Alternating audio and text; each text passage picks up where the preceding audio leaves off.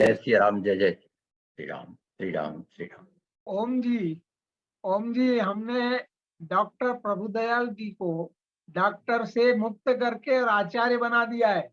हमारे ये आचार्य प्रभुदयाल मिश्र है। बिल्कुल बिल्कुल बिल्कुल। आचार्य जी, आपको बहुत बहुत स्वागत। जय। श्रुति से तु पालक राम तुम, श्रुति से तु पालक राम तुम, जगदीश माया जानकी। श्रुति से तु पालक राम तुम, जगदीश माया जानकी। जो सृजति जग पालति हरति, रुख पाय कृपा निधान की। जो सहस शीस अहिस महीधर, लखन सचराचर धनी।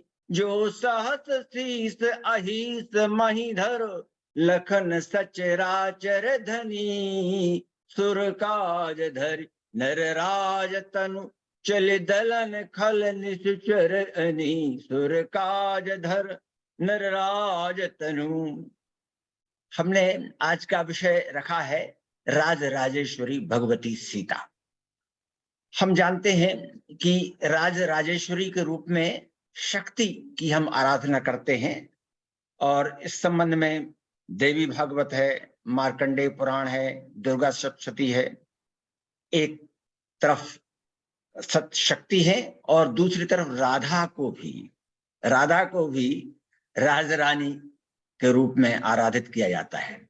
लेकिन सीता जी भी, और सीता जी किस तरह से राजराजेश्वरी हैं, इस पर हम आए। इसके पहले एक हरिऔध जी का, जो राधा जी के संबंध में प्रिय प्रवास में हरिऔध अयोध्या सिंह उपाध्याय हरिऔध, उन्होंने एक प्रिय प्रवास लिखा है और उसमें कृष्ण का आख्यान है। इसमें जो राधा के संबंध में एक छंद है उनका, द्रुत विलंबित छंद, नाम सुना होगा कैसे द्रुत विलंबित बनता है। इस द्रुत विलंबित छंद में राधा के संबंध में जो कहते हैं, केवल 3 शब्द हैं हिंदी के क्रिया रूप में, और पूरा संस्कृत निष्ठ लेकिन समझ में आएगा।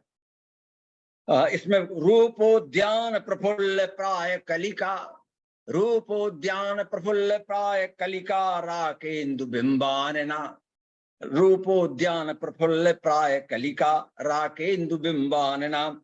तन्वंगी कलहासिनी सुरसिका, क्रीड़ा कला पुतली। शोभा वारिधि की अमूल्य मणिसी, लावण्य लीलामयी। श्री राधा मृदु भाषिणी, मृगदृगी माधुर्य की मूर्ति थी। 2 ये शब्द क्रिया रूप यहाँ आए हुए हैं, और पूरा संस्कृत निष्ठ है। लेकिन इसमें इन्होंने, अयोध्या सिंह उपाध्याय ने राधा की बात की है, लेकिन हमने शक्ति की बात की थी। तो शक्ति में आदि शंकराचार्य जी की सौंदर्य लहरी बहुत महत्वपूर्ण कृति है, और इसमें हमारी किताब है ये सामने, एक देवी जी की आंख देख लीजिए, देवी जी की। और इनके बारे में क्या कहते हैं आदि शंकराचार्य, क्या कहते हैं। निमेषोन्मेषाभ्याम प्रलय मुदीयम यातु जगतीम। निमेषोन्मेषाभ्याम प्रलय मुदीयम यातु जगतीम। आंखों के उत्थान पतन से देवी के प्रलय और सृष्टि संरचना होती, आरंभ हो जाती है। वो कह रहे हैं आंख के उठाने से सृष्टि बन जाती है, और आंख बंद की उन्होंने तो सृष्टि विनष्ट हो जाती है। निमेषोन्मेषाभ्याम प्रलय मुदीयम याति जगति, तवेत्याहु संतो धरणिधर राजन्यतने। तुदन्मेषा जातम जगदितमशेषम प्रलयता, परित्रातुम शंके परिहृत निमेषास्तौदशा। हिंदी में पढ़ता हूं, इसका हिंदी का अनुवाद हमारा है। तेरी पलकों के उठने गिरने से गिरिजा, तेरी पलकों के उठने गिरने से गिरिजा। जग में लय और प्रलय ऋषिजन कहते। तेरी पलकों के उठने गिरने से गिरिजा, जग में लय और प्रलय ऋषिजन कहते। पलकों के गिरते दुनिया का ही अंत न हो, आंखें इस शंका से तुम बंद न करती। देवी आंख बंद नहीं करती, देखती रहती हैं, कृपा दृष्टि बरसाती रहती हैं। ये शक्ति की आराधना हमारे यहाँ हुई है। लेकिन सीता जी के संदर्भ में जब हम आते हैं तो इसमें वाल्मीकि रामायण को देखें। वाल्मीकि रामायण के पहले ही सर्ग में चौथे अध्याय में वाल्मीकि जी ने ये कहा हुआ है कि रामायण में 3 कथाएं हैं, 3 कथानक हैं। उन्होंने कहा हुआ है 3 कथानक हैं, एक तो राम का कथानक, एक सीता जी का कथानक, एक पौलस्त्य यानी रावण का कथानक। 3 कथाएं कही उन्होंने। वो श्लोक इस तरह से है, काव्यम रामायणम कृष्ण सीताया चरितम महत्। सीता का महत् चरित्र, महान चरित्र। काव्यम रामायणम कृष्ण सीताया चरितम महत्।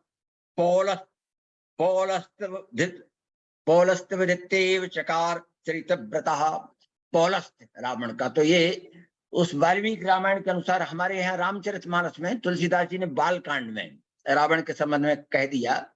उसमें वाल्मीकि रामायण में उसके उत्तरकांड में प्रमुख रूप से प्राथमिकता से सीता जी के चरित्र का बखान आता है। रावण का भी आता है बहुत विस्तार से, और सीता जी का भी आता है, जैसे हम सीता वनवास कहते हैं। लोग आज कल तो ये कहने लगे हैं कि प्रक्षिप्त है, लेकिन ऐसा नहीं है, क्योंकि वाल्मीकि जी ने स्वयं कहा है कि हमारे इस वाल्मीकि रामायण में 24,000 श्लोक हैं, और वो 24,000 श्लोक तभी पूरे होते हैं जब हम उनके उत्तरकांड को भी पढ़ते हैं।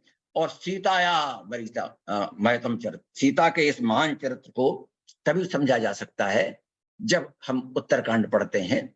तो इस तरह से इसमें जो अभी आपने आरंभ में किया था, उद्भव स्थिति संहार कारणीम क्लेशारणीम सर्वे श्रेयस्करम सीताम न तो हम राम वल्लभम।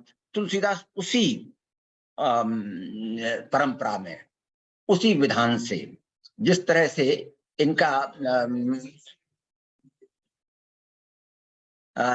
जिस तरह से शक्ति का और राधा का वर्णन आता रहा है। एक मैं ध्यान खींचना चाहता हूँ, अभी आपने गुप्त जी तुलसी मानस भारती की चर्चा की थी और बहुत अच्छा लगा। उस अंक को आपने सबके सामने रखा, जिस अंक में जो हमारे मानस भवन में इतना बड़ा कार्यक्रम हुआ था उसके संबंध में विवरण है। और इस हमने आरंभ कर दिया है, जो कुछ लोगों ने हमको कहा हुआ है, तो अगले महीने से कुछ के जो पत्र प्रस्तुत हुए थे, इस बार उदाहरण के लिए उनका सोनी जी का, राम गोपाल सोनी जी का जो राम की यात्रा संबंध उसको ले रहे हैं। ये मैं इसलिए कहने में आ गया कि एक हमारा तुलसी मानस भारती में एक निर्वचन, हम अपने संपादकी को निर्वचन कहते हैं, और इसमें राज राजेश्वरी भगवती सीता नाम का एक हमारा विशेष इसमें संपादकी था। इसमें जो कुछ बातें हमने कही हुई थी उस पर हम ध्यान आकर्षित करना चाहते हैं। एक बड़ा महत्वपूर्ण प्रसंग है, और वो तो बहुत से प्रसंग हैं। एक रामायण में ही देखें, जब तुलसीदास जी सीता जी के रूप का वर्णन करना चाहते हैं, जब रंगभूमि जब सिय पगधारी देख रूप मोह नर नारी, इसको लेकर के अब लोग कहते हैं मोह न नारी नारी के रूपा। एक तरफ तो तुलसीदास जी ने कह दिया कि नारी नारी के रूप से मोहित नहीं होती है, तो सीता जी के रूप से कैसे नारियां मोहित हो रही हैं? नर की तो बात दूसरे, लेकिन तुलसीदास जी बताते हैं उनकी बड़ी विशेषता है। एक ऐसा सांगोपांग रूपक तुलसीदास जी ने सीता जी के संबंध में रचा है कि ये उसको देख करके, रूपक को देख करके हमको लगेगा कि क्या सामर्थ्य, सांगोपांग रूपक, उसमें इतना निर्वाह वो करते हैं। पहले तो उन्होंने कहा कि हम कहीं सीता जी की किससे तुलना करें, तुलना के लिए उन्होंने कोशिश की, लेकिन इस संसार में तो कोई ऐसी स्त्री है नहीं जिसकी हम सीता जी से तुलना कर सकते हैं। तब उनके मन में आया कि हम सरस्वती जी से कर सकते हैं। तो उन्होंने कहा सरस्वती से भी कैसे कर सकते हैं, कि गिरा मुखर तन अरद भवानी। वो गिरा सरस्वती बहुत ज्यादा बोलती है, हमारी सीता जी ऐसा थोड़ी बोलती हैं। और सीता जी और भवानी जो शक्ति हैं वो शिव से जुड़ी हुई हैं। शिव सायुज्य में उनकी है, तो उनसे आधी ही अर्ध तन है, तो आधे शिव जी आधे पूर्ण है नहीं, तो उनसे कैसे तुलना हो। और रति अति दुखित अतनुपति जानी, और रति उनके पति जो है बिना शरीर के हैं, शंकर जी के शाप के कारण से, तो रति दुखी है, तो उनकी बराबरी कर नहीं सकती हैं। विश्वारणी बंधु प्रिय जय ही कही ये रमासम किम वैधि, और लक्ष्मी जी से भी श्रेष्ठतर है सीता जी। उनसे भी बड़ी हैं। क्यों लक्ष्मी जी की तुलना नहीं हो सकती है? क्योंकि जिनकी वारुणी और विष और शराब, ये मद्य, जिनके भाई बंद हों, वो कहाँ तुलना करेंगे सीता जी से? कहिए रमासम किम वैदेही, तब फिर उन्होंने कहा। लेकिन एक जो सीता जी के प्राकट्य का बन सकता है, विधि विधान हो सकता है, तो उसमें हो सकता है जो छवि सुधा, जो छवि सुधा पयो निधि हुई, ऐसे समुद्र जो रूप का समुद्र हो, उसका मंथन हो, परम रूप में कच्छप सोई, और कच्छप बहुत रूपवान उसके लिए आधार बने, और शोभा रजु, शोभा की रस्सियां हो, मंदरु सिंगारु, श्रृंगार का मंदराचल पर्वत हो, मथे पान निज पंकज मारू, और कामदेव स्वयं उसको मंथन कर मथे, कहीं भी उपजे लक्ष्य जब, सुंदरता सुख मूल। इस तरह, इस प्रकार से जब किसी लक्ष्मी का समुद्र मंथन से उनका उद्भव होगा, तब कहीं में उपजे लक्ष्य जब, सुंदरता सुख मूल, तदपि सकोच समेत कभी कहे सी समतूल। तब भी बड़े संकोच के साथ ही हम कह पाएंगे कि सीता जी से इनकी बराबरी होती है। सीता जी से इनकी बराबरी नहीं हो सकती है किसी तरह से। तब ये एक और बड़ा प्यारा प्रसंग है, आपको अच्छा लगेगा। दो प्रसंग आते हैं। एक तो जब उन्होंने कहा, निश्चय, आरण्य कांड में रामचरितमानस में आता है, भगवान श्री राम ने कहा, निश्चरहीन करहूं मई, भुज उठाए प्रणकीन, मैं राक्षसों से रहित कर दूंगा। तो वाल्मीकि रामायण में सीता जी, रामचरितमानस में तुलसीदास जी ने इसे नहीं कहा, वाल्मीकि रामायण में सीता जी इसे सुनकर के दुखी हो जाती हैं, और वे कहती हैं कि ऐसा कैसे हो सकता है कि इनसे आपकी शत्रुता नहीं है, निरपराध राक्षसों को कुल समेत आप कैसे विनष्ट कर देंगे, यह सब कैसे होगा? तो वहां जो भगवान श्री राम ने कहा, अब वो तर्क आप सुन लें उनका, कितने लोगों को पच सकता है, और वैसे महात्मा लोग बताते हैं, और वो है, उसमें उन्होंने कहा कि विप्र की रक्षा के लिए, गायों की रक्षा के लिए, क्योंकि भगवान ने अवतार ही लिया था, विप्रधेनुसुर संथित लीन मनोज अवतार। तो उन्होंने कहा विप्रों की रक्षा के लिए, ऋषियों की रक्षा के लिए, यदि हमें अपने निकटतम जो सबसे निकटतम, सबसे प्रिय हो, उसका भी त्याग करना पड़े, तो वह मैं त्याग करने के लिए तैयार हूं। सीता जी का एक वह हस्तक्षेप, और एक और दूसरा बहुत प्यारा सा हस्तक्षेप आपको बताते हैं दृष्टांत। यहाँ तो रामचरितमानस में तो यह आता है प्रसंग कि सीता चरण चौंच हति भागा। जयंत जो है इंद्र का बेटा, सीता एक बार कुसुम सुहाए, निष्कर भूषण राम बनाए, सीता पहराए प्रभु सादर, फिर बैठे बैठे फटक सिला अति सुंदर, सुरपति सुधर वायस वेशा, सठ चाहत रघुपति बल देखा, सीता चरण चौंच हति भागा। और सीता के चरण में चौंच मार करके भगा। लेकिन वाल्मीकि जी ने यह नहीं कहा। वाल्मीकि जी ने का कहना था, विददार हृदयांतरे, विददार हृदयांतरे, उनके हृदय स्थल पर चौंच मारी उसने, और उनके हृदय को विदीर्ण कर दिया, रक्तरंजित कर दिया। क्योंकि जब बाहर उधर रघुनायक जाना, भगवान जी बैठे हुए थे, उनके उसमें गोद में लेटे हुए थे, और जब उनका रक्त बहा, तभी तो भगवान को पता चलेगा। जब विददार हृदयांतरे, तो उन रक्त बहा और राम के ऊपर गिरा, तो उनको पता चला। अब देखिए, इतने बड़े अत्याचारी आतंकी को, जयंत को, जब वो गया तो सीता जी नहीं बचाया। और सब वो आया वहां से, जब नारद देखे विकल जयंता, लाग दया कोमल चित संता, और वहां आया तो वो जो गिरा, वो इस तरह से गिरा, वो सीधा सिर्फ भगवान की तरफ तो उसके पांव थे, और वो सीता जी के सामने ही गिरा वहां। तब सीता जी नहीं बचाया। तो उन्होंने कहा, आप कैसे इसकी रक्षा की बात करते हैं? तो उन्होंने कहा, सीता जी ने, ये तो पुत्र है, और पुत्रवत सीता जी ने उसे संरक्षण प्रदान किया। लेकिन अब एक बात आई है, एक बहुत प्यारा एक श्लोक हमारे उसमें ध्यान में आ रहा है, ये सौंदर्य लहरी का है। आदि शंकराचार्य जी ने कहा, आदि शंकराचार्य जी ने कहा, बिल्कुल ठीक वही कहते हैं। बहुत प्यारा श्लोक है, तव स्तन्यम मन्ने धरणिधर कन्ने हृदयता, तव स्तन्यम मन्ने धरणिधर कन्ने हृदयता।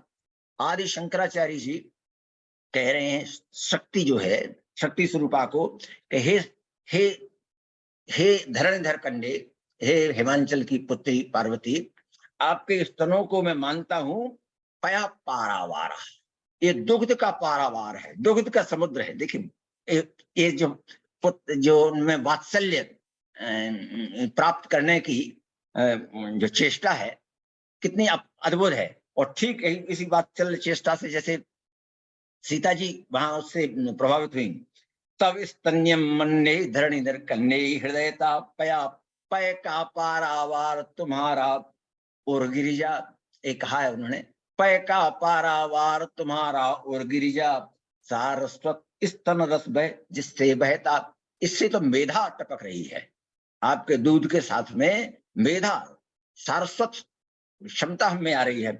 सारस्वत स्तन रस बह जिससे बहता, करुणा से तेरी दृढ़ आस्वाद जिसे, करुणा से तेरी दृढ़ आस्वाद से, वर्णीय प्रौढ़ कवि बन जाता। कवियों में हम में जो क्षमता आई ये स्तोत्र लिखने की, आदि शंकराचार्य जी कह रहे हैं, तो आपके उसी दुग्ध को पान करने से हम में एक क्षमता आई है, नहीं तो हम में एक कहां से सामर्थ्य। बस मैं 2-4 मिनट में खत्म कर रहा हूं अपनी बात को। ये अब ये जब देखा भगवान श्री राम ने कि ये सीता जी तो इस तरह से हैं, तो इनके रहते हुए तो रावण को हम आमने सामने की लड़ाई नहीं हो सकती है, तो वहीं से फिर उन्होंने आरंभ कर दिया।